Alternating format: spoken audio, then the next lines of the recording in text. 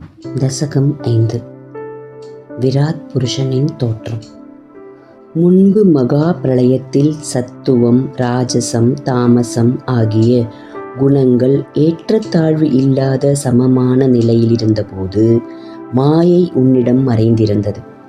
ஸ்தூல சூக்ஷ்ம ரூபமான இந்த பிரபஞ்சமே இல்லாதிருந்தது. அந்த நிலையில் தோற்றம், மறைவு, உலகம், மோட்சம், பகல், இரவு எதுவும் இல்லை. நீ ஒருவன் மட்டுமே பேரானந்த ஒளியின் வடிவத்தோடு எஞ்சி இருந்தாய்.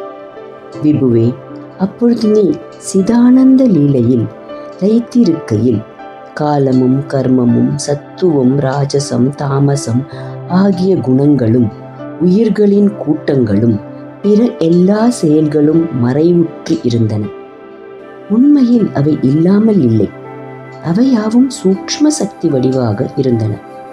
அதனால்தான் ஆகாய மலர்களுக்கு ஒப்பான கற்பனை வடிவாக இல்லாமல் அவை மறுபடியும் உண்டாகின்றன. அந்த நிலை 2 பிரார்த்த காலம் நீடித்தது. அதன் இறுதியில் நீ படைக்க விரும்பி மாயையின் மீது பார்வையை செலுத்தினாய்.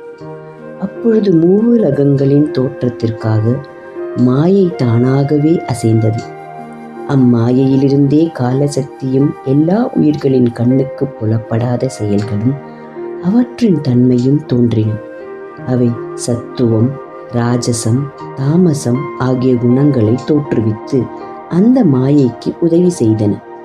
மாயையின் அருகில் இருந்து கொண்டும் அதனுள் கலவாத திருமேனியாய் அனைத்தையும் பார்ப்பவனாய் இருப்பதால் நீயே சாட்சி என்று கூறப்படுகின்றாய்.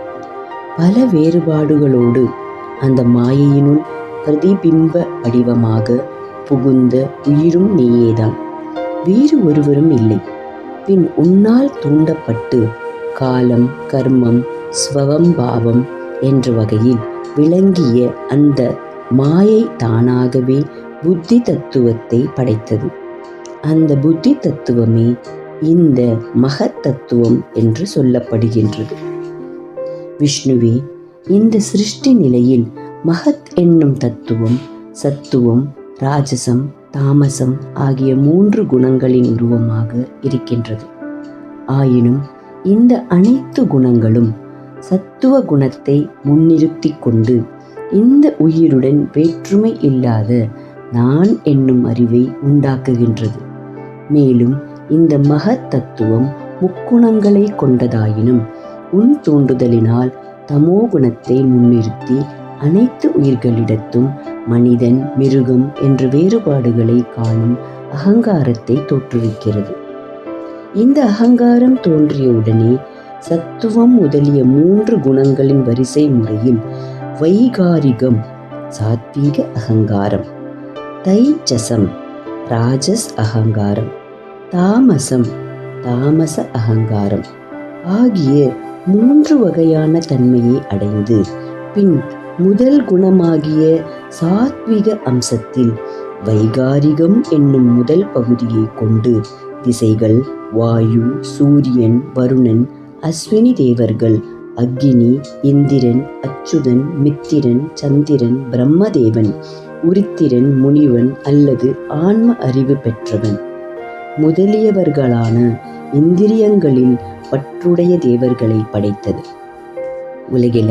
உலகெல்லாம் வியாபித்திருக்கும் பிரபோ மனம், புத்தி, அகங்காரம் ஆகியவற்றுடன் கூடிய அறிவு என்ற அந்த காரணத்தையும் சாத்விக அகங்காரமான வைகாரிகமே தோற்றுவித்தது. ராஜச அகங்காரமான தைஜசத்திலிருந்து 10 இந்திரிய கூட்டம் உண்டாயிற்று. உன்னுடைய தூண்டுதலால் தாமச அகங்காரத்திலிருந்து தன்மாத்திரையான மிக நுண்ணிய ஒளி உண்டாயிற்று.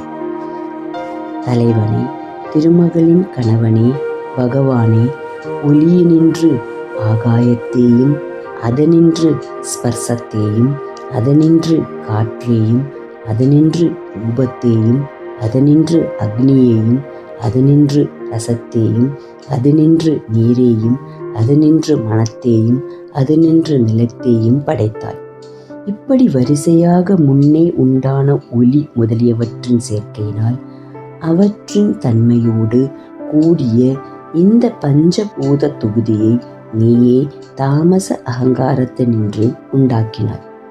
இவ்வாறு இந்த ஐம்பெரும் பஞ்சபூதங்களின் கூட்டங்களும் இந்திரியங்களின் தொகுதிகளும் அவற்றில் பற்றுடைய தேவர்களும் உண்டாகி உன்னோடு ஒன்று இணையாமல் அவை தனித்தனியாகவே இருந்தன.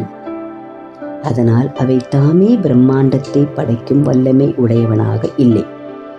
அப்பொழுது இந்த தேவர்கள் உன் குணங்களை பல வகையான பாடல்களால் துதித்து உன்னை வழிபட்டார்கள். உடனே நீ இந்த மகத் முதலிய தத்துவங்களில் புகுந்து கொண்டு செயலாற்றலை கிரியாசக்தியை கொடுத்து அவற்றை ஒன்றோடு ஒன்று கூடும்படி செய்து பின் பொன்மயமான பிரம்மாண்டத்தை படைத்தாய். குருவாயூரின் தலைவனே, அந்த பிரம்மாண்டம் முன்பே படைக்கப்பட்ட நீரில் 1000 ஆண்டுகள் இருந்தது. நீ அதனை பிளந்து 14 உலகங்களின் உருவமான விராட் என்னும் பெயரை உடைய வடிவத்தை படைத்தாய். அதில் பல 1000 கை, கால், தலை ஆகியவற்றின் தொகுதியோடு அனைத்து உயிர்களின் வடிவமாக விராட் ரூபத்தில் நீயே பிரகாசித்தாய். அப்படிப்பட்ட நீயே என்னை எல்லா நோய்களினின்றும் காப்பாற்ற வேண்டும். ஹரே ராமா ஹரே ராமா ராம ராமா ஹரே ஹரே, ஹரே கிருஷ்ணா கிருஷ்ணா கிருஷ்ணா ஹரே ஹரே, நாராயண நாராயண